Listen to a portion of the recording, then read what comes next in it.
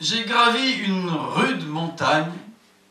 J'ai trouvé au sommet un vieil homme, prophète barbu, vêtu d'un pagne. Je lui ai demandé qui nous sommes, d'où nous venons et où nous irons. Il caressa sa barbe de sage, baissa vers le gouffre ses yeux ronds, puis les releva vers des nuages.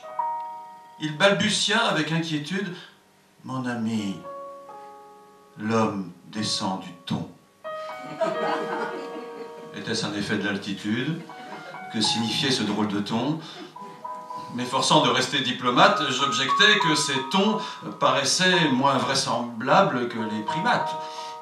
Je lui dis, sans lancer de procès, « Mon père ne peut être tonton. »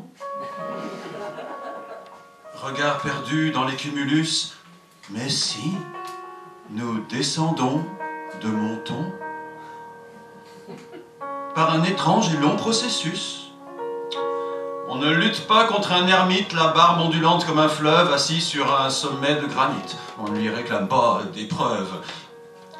Grand homme, les gens te croient souvent? Oh oui, ils ont tant besoin de croire. Ils sont heureux d'avaler du vent. Certains même chantent mes histoires. Ainsi tu reconnais que l'humain venant du ton, c'était une blague. Sérieux, il reprit son examen du gouffre, puis du ciel. Regard vague. D'une voix chevrotante, il conclut « Ami, l'homme vient du marabout. »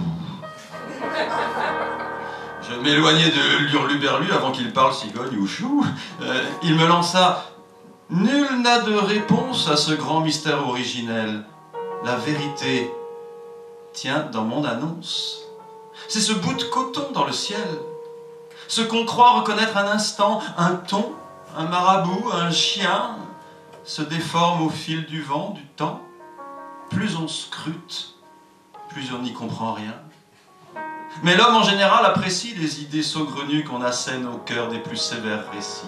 Il faut juste un peu de mise en scène. Les nuages dessinaient un ton, la voix qui tremble et l'œil qui contemple. L'homme inquiet en fait sa religion, et ma montagne devient un temple.